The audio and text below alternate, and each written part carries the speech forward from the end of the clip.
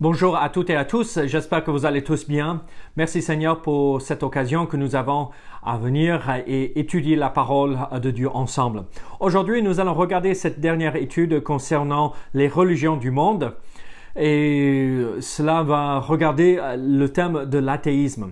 Ça pourrait être étonnant de dire regarder les religions et l'athéisme, mais en fait, l'athéisme est quasiment comme une religion. Donc, prions que le Seigneur nous donne du discernement de comment il faut agir en face de nos amis qui sont athées. Donc, prions ensemble. Seigneur, merci pour ces moments que nous pouvons partager ensemble. Seigneur, aide-nous à avoir du discernement et recevoir de ta sagesse, Seigneur, afin de mettre en pratique ce que nous allons apprendre aujourd'hui. Seigneur, notre objectif, c'est d'approfondir la connaissance de ta parole et, Seigneur, grandir avec toi et être des bons serviteurs dans ce champ de moisson. Oui, Seigneur, il faut semer, mais de temps à autre, nous avons l'occasion aussi de moissonner. Donc, Seigneur, je prie que tu ouvres notre esprit afin de recevoir de toi aujourd'hui, mais aussi que tu mets dans notre chemin des gens qui sont prêts à entendre le message de l'Évangile, le message qui sauve une âme perdue. Au nom de Jésus. Amen.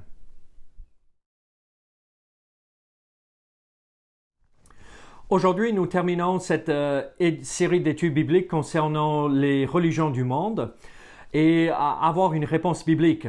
Et donc, nous avons regardé le judaïsme, nous avons regardé l'islam, nous avons regardé le catholicisme.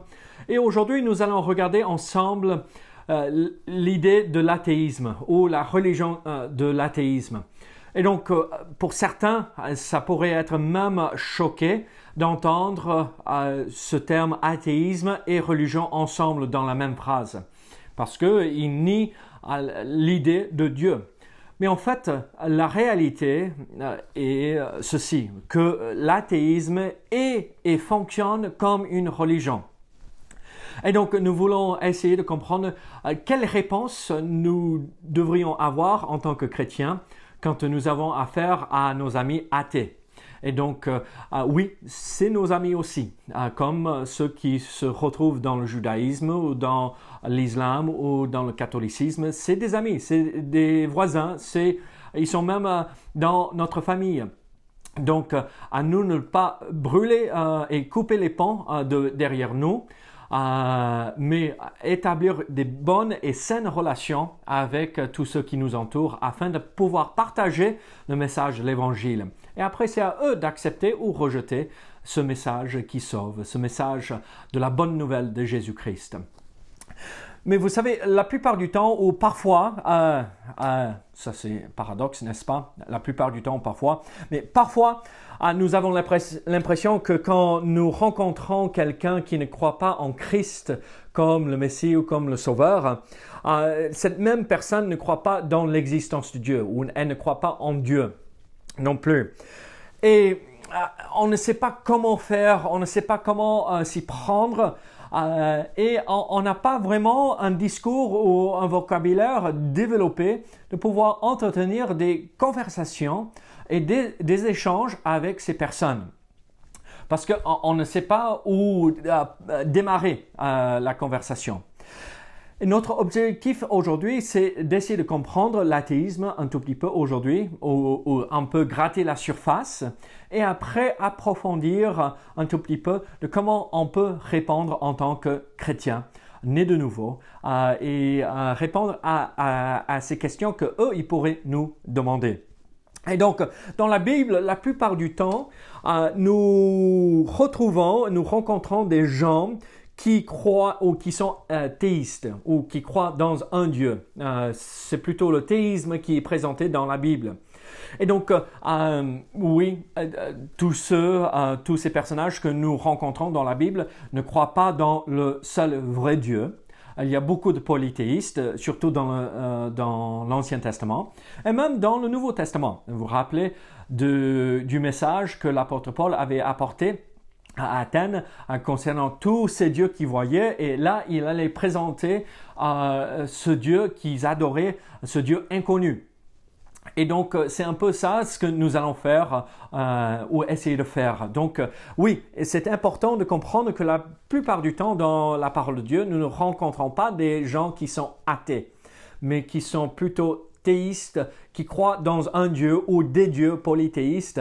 Et donc, nous n'avons pas beaucoup de détails concernant comment les gens de la Bible ont présenté la vérité de la croyance dans le seul Dieu existant de la parole de Dieu, mais nous pouvons quand même tirer quelques principes de la parole. Donc, la majorité des Écritures nous présentent des gens qui ne croient pas dans le seul vrai Dieu et comment ils sont qui sont devenus comme cela. Mais notre objectif aujourd'hui, c'est développer une certaine facilité quand nous rencontrons des athées afin d'avoir des discussions avec eux. Donc, qu'est-ce que c'est l'athéisme? Ça, c'est une grande question, n'est-ce pas? Et en fait, athéisme, le mot athéisme ou athée vient de deux mots ou un mot composé grec et la lettre A ou alpha dans le grec signifie sans. Ou c'est le moyen par lequel on rend négatif le mot qu'il décrit. Donc, l'alpha ou le A du grec signifie sans. Après, théisme ou thé signifie Dieu. Ça vient de théos. Donc, c'est assez facile à comprendre ce terme. La racine de ce mot athée ou l'athéisme est vraiment simple, basique. Sans Dieu. Et quand nous parlons, donc athée, c'est sans Dieu, et athéisme, c'est une croyance sans Dieu. Et la réalité se trouve dans le fait que, en fait, les athées ont des croyances et il faut presque agir avec eux de la même façon qu'on ferait avec quelqu'un qui est religieux, mais qui croit dans un autre Dieu que ce Dieu qui est présenté dans la parole. Et donc, il faut partager la vérité afin que le Saint-Esprit les convainque de la véracité du message et après, Dieu accomplit une œuvre dans leur cœur. Donc voilà l'athéisme ou l'idée ou le mot l'athéisme. Mais il y a aussi des branches différentes au sein de l'athéisme, tout comme nous avons des branches différentes ou des sectes différentes dans le christianisme. Et tout comme nous allons mélanger les choses, pas nous, mais on mélange les choses quand nous disons, ok, les catholiques, les évangéliques, les réformés, les protestants, les mormons, les témoins de Jéhovah, ça fait tous, ceux-là font tous partie du christianisme. Ça, c'est le monde du dehors qui confond les choses comme cela. Et donc, ça, c'est le christianisme. Mais c'est la même chose avec l'athéisme. Il y a des branches différentes, des mouvements différents au sein de l'athéisme et il faut essayer de comprendre ce mélange et ce panoplie de croyances, de pratiques différentes au sein de l'athéisme. Alors, l'athéisme est comme une religion avec beaucoup de branches différentes ou mouvements ou nuances différentes. Alors, à nous d'essayer de comprendre ces différences afin de partager la foi avec ces personnes. Donc, quelle est cette première branche de l'athéisme? La première chose que nous rencontrons, ce n'est pas des purs athées, mais vous et moi, nous allons dire des agnostiques. Et donc, c'est des gens qui disent on ne sait pas si Dieu ou des dieux existent. Et bon, on ne sait pas trop. Peut-être, probablement, ou peut-être pas, je ne sais pas. Agnostique. Donc encore, c'est un mot grec qui vient avec le A comme athée, alpha, le négatif, et gnostique, qui veut dire la connaissance. Donc on ne peut pas savoir ou on ne sait pas si Dieu ou des dieux existent.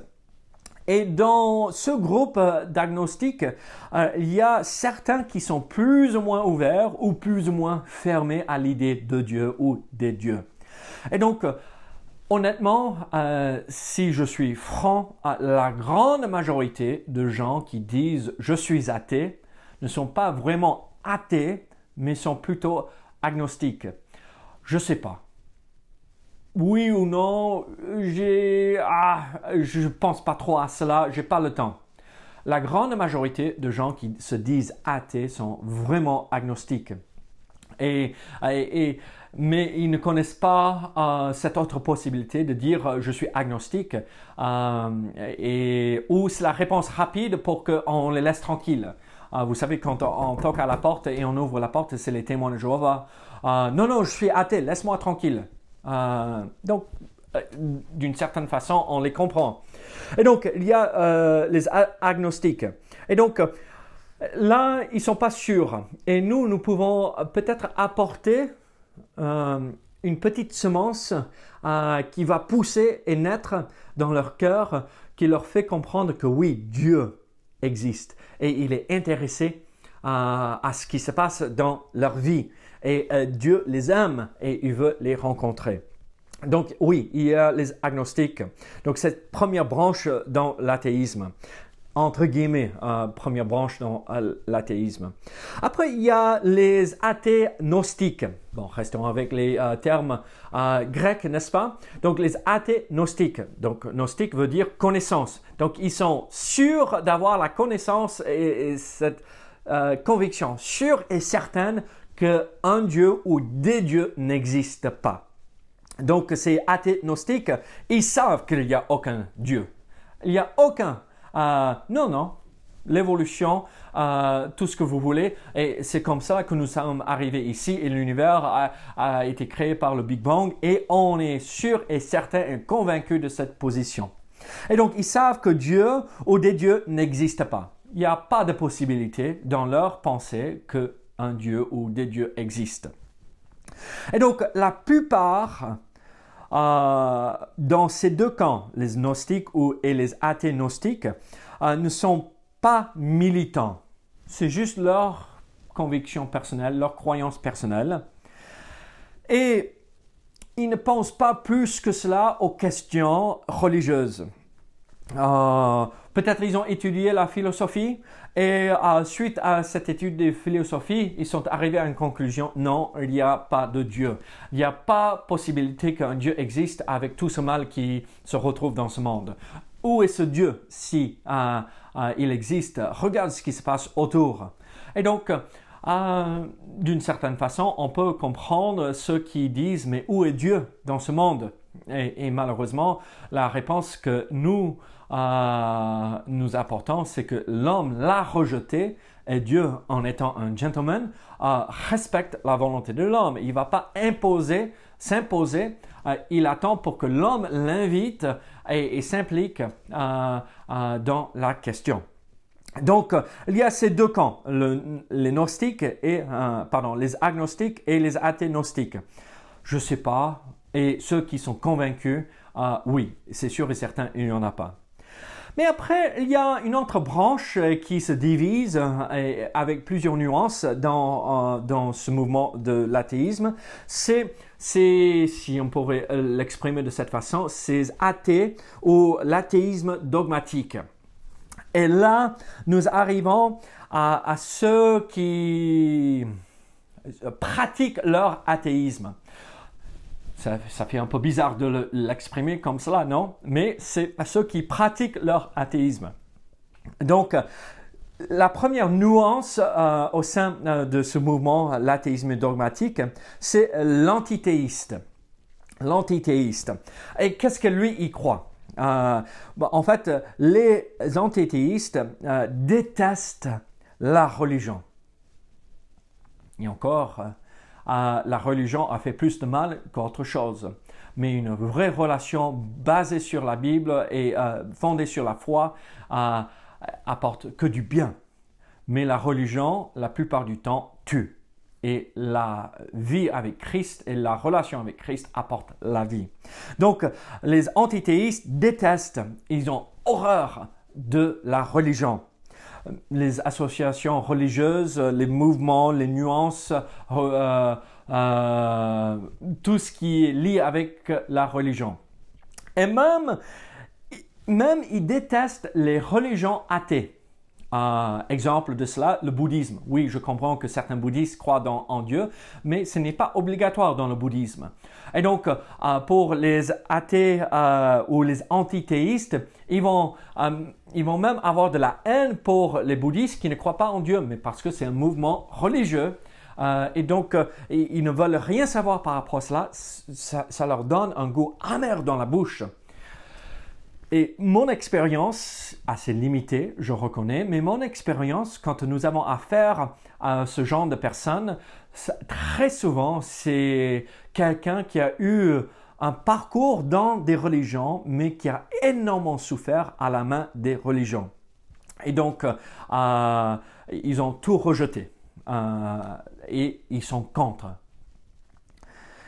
Il y a aussi deuxième nuance dans l'athéisme dogmatique. C'est pas juste les antithéistes qui ont de la haine pour les religions, mais aussi il y a, si on pourrait les catégoriser comme ceci, les athées évangéliques. Entre guillemets évangéliques, d'accord? Comprenez bien ce que je vous dis là dans cette phrase. Ils essayent d'évangéliser ou convaincre des croyants de leur vérité. Et donc, ils ont affaire à un musulman ou quelqu'un dans la religion du judaïsme et ils essayent de détruire leur foi dans leur religion et les convaincre de la véracité de leur message de l'athéisme. Et donc, ils veulent que tous ceux qui sont dans les religions abandonnent leur foi. Et donc, ils ont tous les arguments développés pour démontrer que Dieu n'existe pas ou des dieux n'existent pas. Ils font tout possible pour enlever la possibilité que Dieu existe. Après, cette troisième et dernière nuance au sein de l'athéisme dogmatique, c'est l'athéisme militant. Et là, ils essayent pas juste simplement convaincre les gens de leur croyance, mais ils vont même plus loin et ils veulent détruire les religions. En fait, le fléau du monde, c'est les religions. La raison pour laquelle il y a des guerres, c'est les religions. Alors, tous ceux qui sont religieux, il faut les enfermer, il faut les détruire, il faut les enlever, les écarter de la société. Il n'est pas possible que des gens qui sont religieux participent à la vie normale. Et donc, c'est des gens qui luttent et qui militent pour effacer les religions de la société. Et de plus en plus que nous avançons, de plus en plus de gens que nous retrouvons dans cette catégorie. C'est pas juste qu'ils détestent les religions, c'est pas juste qu'ils sont convaincus de leurs croyances, mais ils veulent effacer les religions de la société. Ils luttent contre les religions, qui veut dire contre nous aussi, même si nous ne sommes pas une religion, nous avons une simple foi, mais ils ne supportent pas de voir des gens qui croient en Dieu, parce que c'est des gens faibles, n'ont pas des capacités normales pour raisonner et ils n'apportent rien de positif à la société. Alors, avec toutes ces nuances datés, comment faut-il faire? Qu'est-ce que la Bible dit concernant l'athéisme? En fait, nous n'avons pas, comme j'ai déjà dit, nous n'avons pas beaucoup d'exemples dans la Bible d'athées. La plupart de gens que nous retrouvons dans la parole de Dieu sont des polythéistes. Et oui, il y a les théistes comme les Juifs qui suivaient le seul vrai Dieu, mais eux aussi, ils se sont écartés, surtout dans l'Ancien Testament, cette période de l'Ancien Testament, et ils ont suivi et adoré d'autres dieux, les Baals et ainsi de suite. Donc, on a affaire à des théistes la plupart du temps, et donc, la Bible ne parle pas beaucoup de détails de comment il faut faire ou l'athéisme dans la Bible. Mais il y a quand même un verset clé dans la Bible. Regardez le psaume 14. Nous voyons dans le psaume 14 un verset assez important pour nous concernant l'athéisme et qui nous démontre qu'il y avait des athées dans cette période où les Écritures ont été écrites. Donc, dans le psaume 14, verset 1er, « L'insensé dit en son cœur, il n'y a point de Dieu. » L'insensé dit dans son cœur, il n'y a point de Dieu. Et donc, c'est David qui a écrit ce psaume. Donc, pendant le règne de David, il y avait des athées qui ne croyaient pas en Dieu. Et donc, David exprime cette idée que non, c'est pas possible. Un homme qui raisonne normalement va croire que Dieu existe ou un Dieu existe. Et donc, oui, il y avait des athées, mais on n'en trouve pas beaucoup dans la parole de Dieu. Si on veut, on avance un peu plus loin dans l'histoire. Au IVe siècle avant Jésus-Christ, nous voyons que Platon parlait dans ses écrits qu'il y avait des athées à son époque aussi. Et même, on arrive à un certain moment, je crois que c'était vers 250 avant Jésus-Christ, où il y a une histoire d'un homme qui ne croyait pas plus ou moins au miracle, même si il en voyait, mais il est allé dans un temple dédié à des faux dieux, et des dieux grecs et romains. Et donc, il a dormi dans ce temple, et pendant qu'il dormait, il a eu un rêve où un dieu est venu se présenter. Il a dit, même si tu ne croyais pas à ces choses que tu devrais croire, la raison pour laquelle il était dans ce temple, qu'il avait perdu l'usage de ses mains. Et donc, même si tu ne crois pas, ce faux Dieu l'a guéri. Mais dans ce rêve, il dit, maintenant, tu ne seras plus appelé par ton nom, mais on te donne un autre nom, apistos. Apistos, donc A comme négatif, pistos, foi. Celui qui ne croit pas.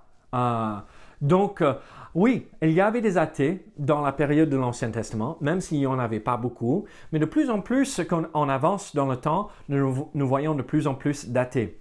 Et donc, l'athéisme ne date pas de l'époque des Lumières. Ce n'est pas du moment du 18e siècle que l'athéisme a vu le jour. Ça date depuis longtemps, depuis le départ. L'homme rejette l'idée de Dieu.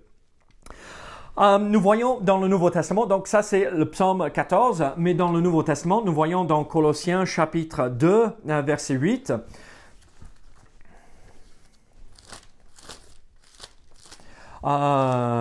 ce que l'apôtre Paul avait dit concernant la philosophie.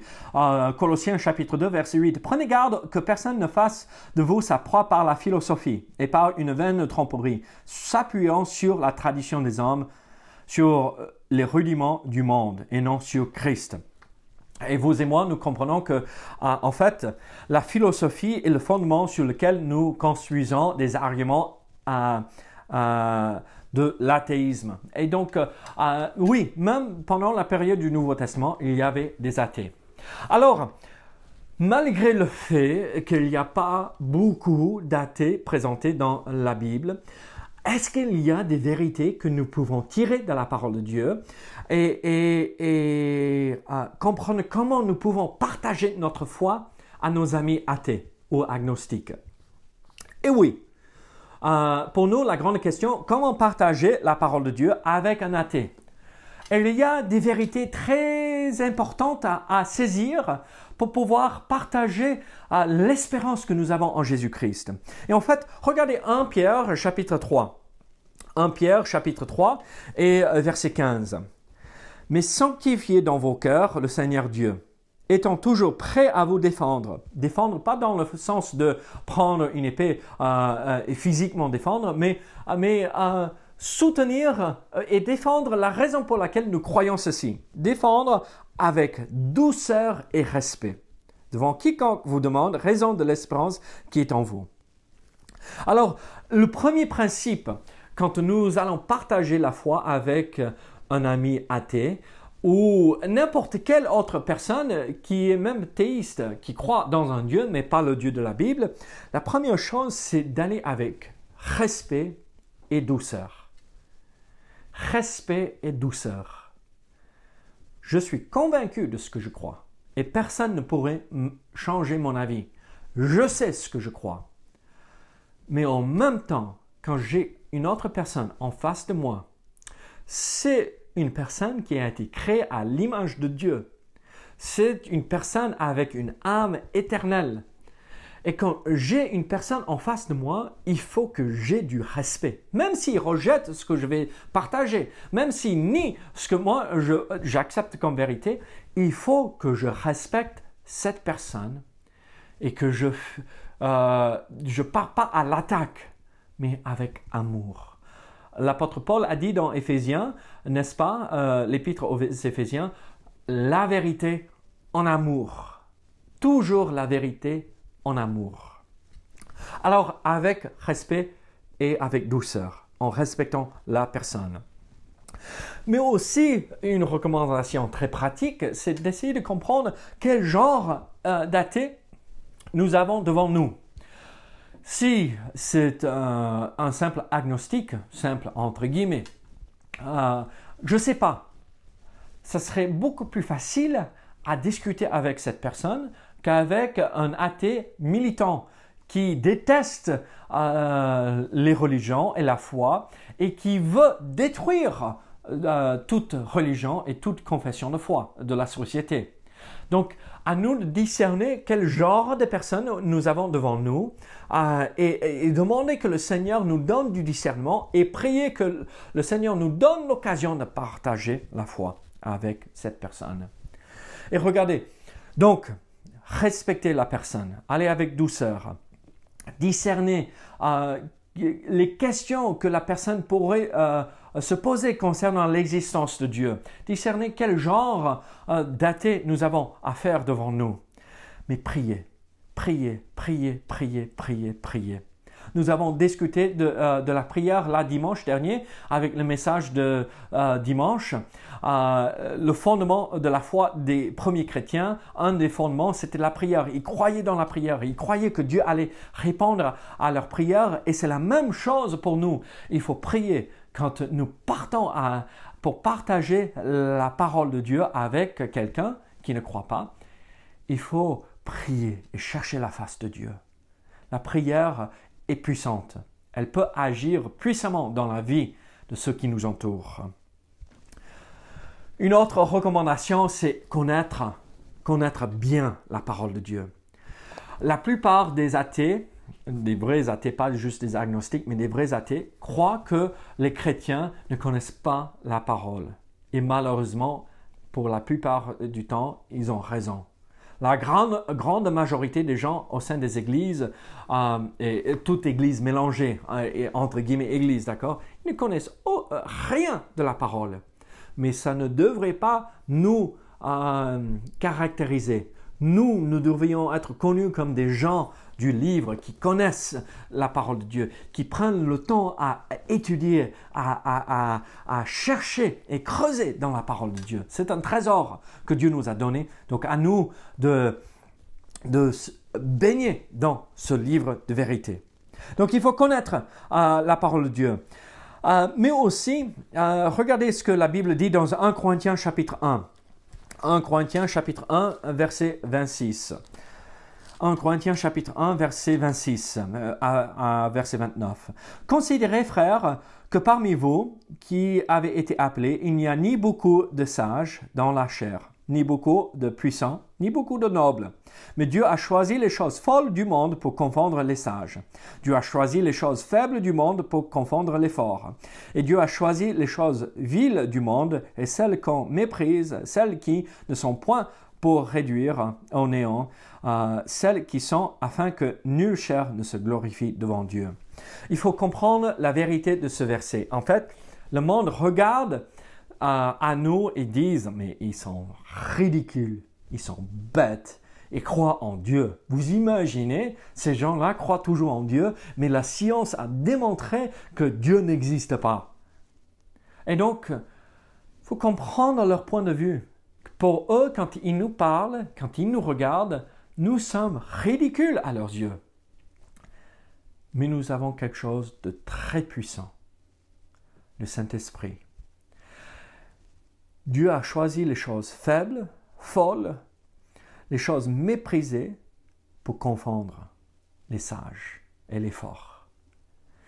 Et vous savez, quand nous partageons pas mes avis, mes arguments, mais ce que la Bible dit, le Saint-Esprit vient et convainc la personne de la véracité de ce message. Peut-être ils vont étouffer cette conviction. Peut-être ils vont pas entendre. Ils vont tourner une oreille sourde à cela. Mais parfois, nous avons l'occasion de voir quelqu'un qui accepte l'œuvre du Saint-Esprit dans leur cœur. Alors oui, ça pourrait sembler comme quelque chose de ridicule aux yeux de ce monde, les athées. Mais comprenez que ce n'est pas cela.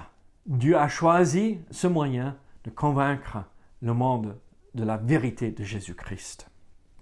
Et un dernier conseil, quand nous partageons la foi, notre foi avec les uns et les autres autour de nous, et pas que pour les athées, d'accord, mais pour tous ceux qui nous entourent, parfois la meilleure chose, c'est d'écouter.